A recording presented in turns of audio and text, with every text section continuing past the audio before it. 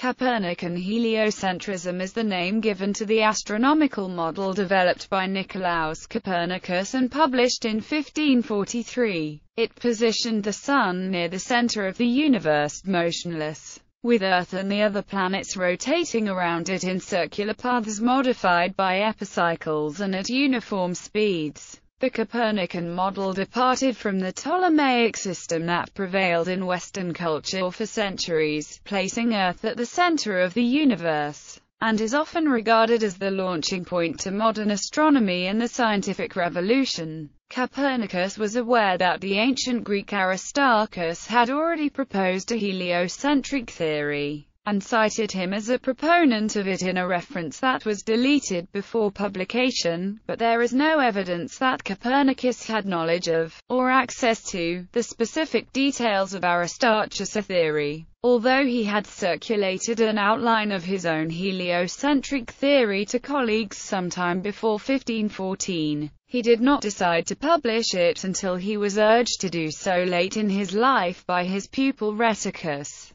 Copernicus's challenge was to present a practical alternative to the Ptolemaic model by more elegantly and accurately determining the length of a solar year while preserving the metaphysical implications of a mathematically ordered cosmos. Thus his heliocentric model retained several of the Ptolemaic elements, causing the inaccuracies, such as the planet's circular orbits, epicycles, and uniform speeds, while at the same time reintroducing such innovations as Earth is one of several planets revolving around a stationary Sun in a determined order. Earth has three motions: daily rotation, annual revolution, and annual tilting of its axis. Retrograde motion of the planets is explained by Earth's motion. Distance from Earth to the Sun is small compared to the distance to the stars. Earlier theories with the Earth in motion. Philolaus was one of the first to hypothesize movement of the Earth, probably inspired by Pythagoras' theories about a spherical, moving globe. Aristarchus of Samos in the 3rd century BC had developed some theories of Heraclides Ponticus to propose what was, so far as is known, the first serious model of a heliocentric solar system,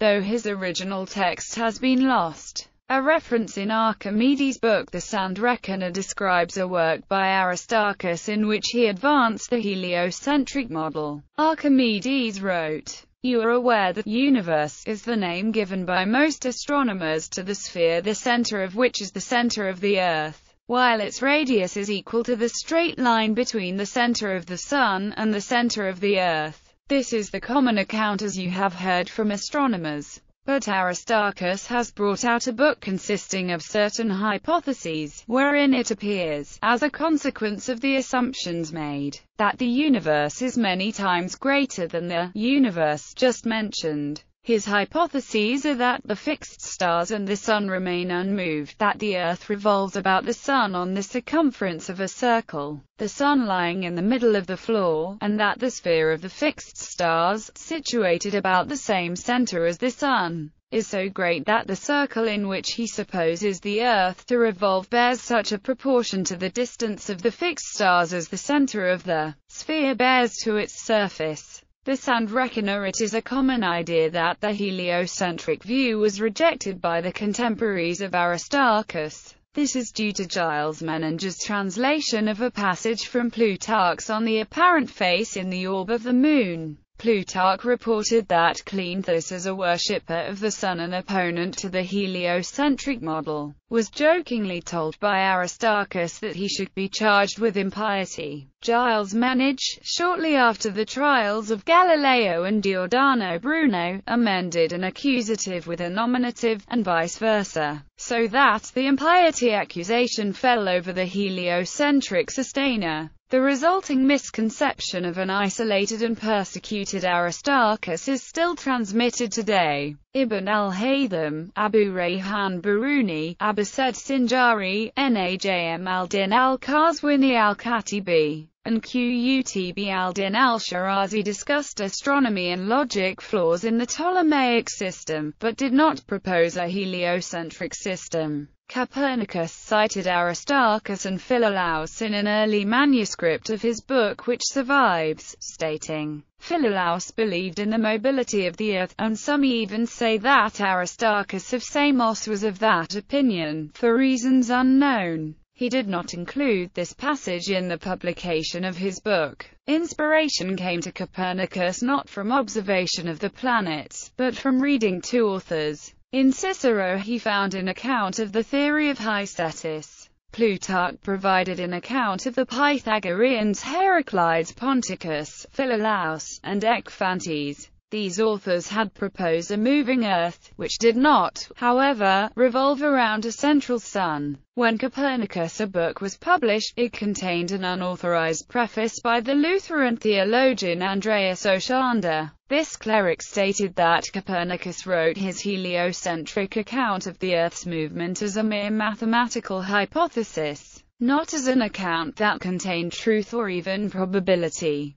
Since Copernicus' hypothesis was believed to contradict the Old Testament account of the sun's movement around the Earth, this was apparently written to soften any religious backlash against the book. However, there is no evidence that Copernicus himself considered the heliocentric model as merely mathematically convenient, separate from reality. Anticipations of Copernicus's models for planetary orbits. Mathematical techniques developed in the 13th–14th centuries by the Muslim astronomers Muayyad ud-Din Urdi, Nasir al-Din al-Tusi, and Ibn al-Shatai for geocentric models of planetary motions closely resemble some of those used later by Copernicus in his heliocentric models. However, no likely candidate for this conjectured work has yet come to light, and other scholars have argued that Copernicus could well have developed these ideas independently of the Islamic tradition. Copernicus also discusses the theories of Al-Battani and Averroes in his major work, The Ptolemaic System. The prevailing astronomical model of the cosmos in Europe in the 1,400 years leading up to the 16th century was that created by the Roman citizen Claudius Ptolemy in his Almagest, dating from about 150 AD. Throughout the Middle Ages it was spoken of as the authoritative text on astronomy, although its author remained a little understood figure frequently mistaken as one of the Ptolemaic rulers of Egypt. The Ptolemaic system drew on many previous theories that viewed Earth as a stationary center of the universe. Stars were embedded in a large outer sphere which rotated relatively rapidly, while the planets dwelt in smaller spheres between, a separate one for each planet. To account for apparent anomalies in this view, such as the apparent retrograde motion of the planets, a system of deference and epicycles was used. The planet was said to revolve in a small circle about a center, which itself revolved in a larger circle about a center on or near the Earth. A complementary theory to Ptolemy's employed homocentric spheres. The spheres within which the planets rotated could themselves rotate somewhat. This theory predated Ptolemy. Also popular with astronomers were variations such as eccentrics, by which the rotational axis was offset and not completely at the center. Ptolemy's unique contribution to this theory was the equant, a point about which the center of a planet's epicycle moved with uniform angular velocity, but which was offset from the center of its deferent. This violated one of the fundamental principles of Aristotelian cosmology, namely, that the motions of the planets should be explained in terms of uniform circular motion, and was considered a serious defect by many medieval astronomers. In Copernicus's day, the most up-to-date version of the Ptolemaic system was that of Purbach and Regiomontanus. Copernican theory. Copernicus' major work, De Revolutionibus Orbium Coelestium, on the revolutions of the celestial spheres, was published during the year of his death, though he had arrived at his theory several decades earlier. The book marks the beginning of the shift away from a geocentric universe with the Earth at its center. Copernicus held that the Earth is another planet revolving around the fixed Sun once a year, and turning on its axis once a day. But while Copernicus put the Sun at the center of the celestial spheres, he did not put it at the exact center of the universe, but near it. Copernicus's system used only uniform circular motions, correcting what was seen by many as the chief inelegance in Ptolemy's system. The Copernican model replaced Ptolemy's equant circles with more epicycles. This is the main reason that Copernicus's system had even more epicycles than Ptolemy's. The Copernican system can be summarized in several propositions, as Copernicus himself did in his early Commentariolus that he handed only to friends probably in the 1510s. The little commentary was never printed. Its existence was only known indirectly until her copy was discovered in Stockholm around 1880, and another in Vienna a few years later. The major features of Copernican theory are: heavenly motions are uniform, eternal, and circular or compounded of several circles. The center of the universe is near the Sun. Around the Sun, in order, are Mercury, Venus, Earth and Moon, Mars, Jupiter, Saturn, and the fixed stars. The Earth has three motions: daily rotation, annual revolution, and annual tilting of its axis. Retrograde motion of the planets is explained by the Earth's motion. The distance from the Earth to the Sun is small compared to the distance to the stars. De Revolutionibus Orbium Coelestium. It opened with an originally anonymous preface by Andreas Ostrander, a theologian friend of Copernicus,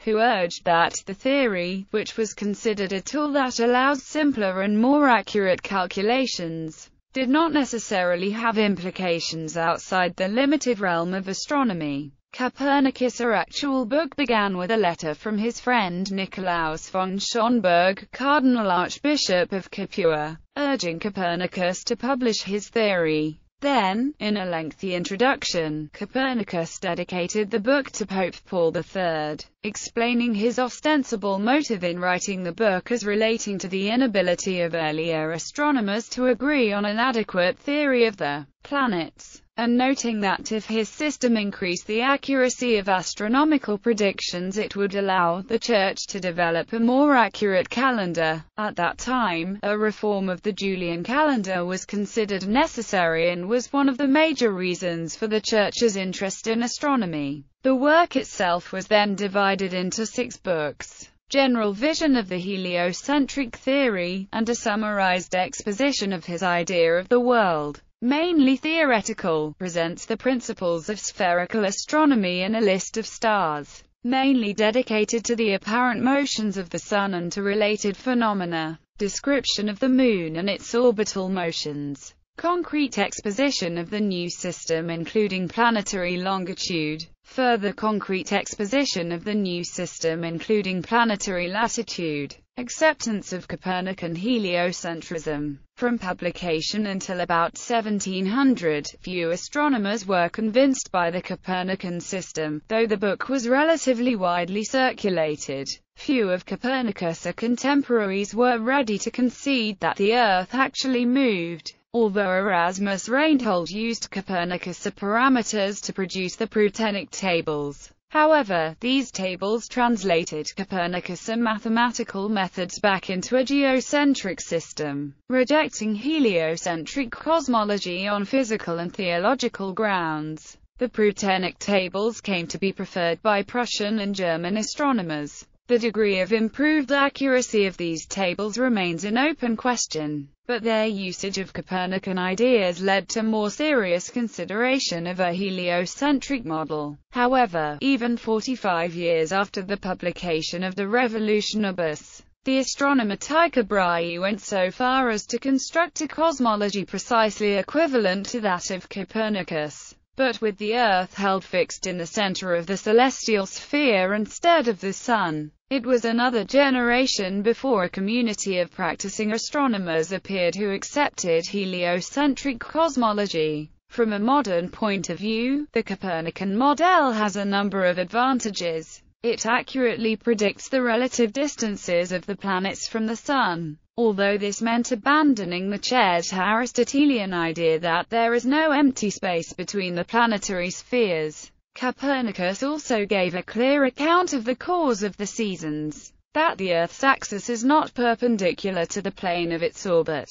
In addition, Copernicus's theory provided a strikingly simple explanation for the apparent retrograde motions of the planets, namely as parallactic displacements, resulting from the Earth's motion around the Sun, an important consideration in Johannes Kepler's conviction that the theory was substantially correct. Heliocentricity explained why retrograde motion happened when the Earth was closest to the other planet, an observation that was treated simply as a fact in the geocentric model. However, for his contemporaries, the ideas presented by Copernicus were not markedly easier to use than the geocentric theory and did not produce more accurate predictions of planetary positions. Copernicus was aware of this and could not present any observational proof, relying instead on arguments about what would be a more complete and elegant system. The Copernican model appeared to be contrary to common sense and to contradict the Bible. Tycho Brahe's arguments against Copernicus are illustrative of the physical, theological, and even astronomical grounds on which heliocentric cosmology was rejected.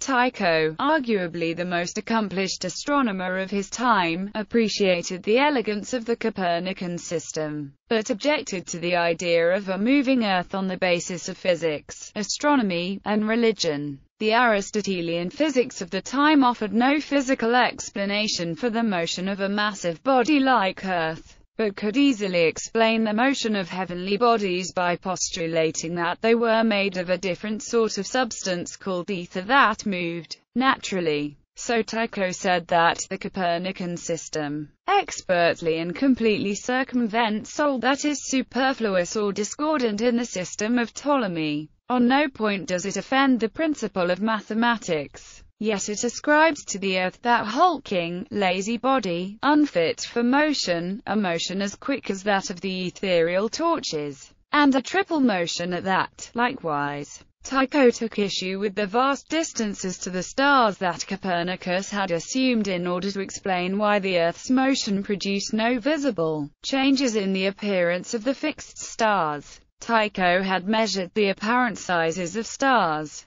and used geometry to calculate that in order to both have those apparent sizes and be as far away as heliocentrism required, stars would have to be huge. Regarding this, Tycho wrote, "Deduce these things geometrically if you like, and you will see how many absurdities accompany this assumption of the motion of the Earth by inference." He said his Tychonic system, which incorporated Copernican features into a geocentric system, offended neither the principles of physics nor Holy Scripture. Thus many astronomers accepted some aspects of Copernicus's theory at the expense of others. His model did have a large influence on later scientists such as Galileo and Johannes Kepler, who adopted, championed and sought to improve it. However, in the years following publication of the Revolutionibus, for leading astronomers such as Erasmus Reinhold, the key attraction of Copernicus's ideas was that they reinstated the idea of uniform circular motion for the planets. During the 17th century, several further discoveries eventually led to the wider acceptance of heliocentrism. Using the newly invented telescope, Galileo discovered the 4 large moons of Jupiter,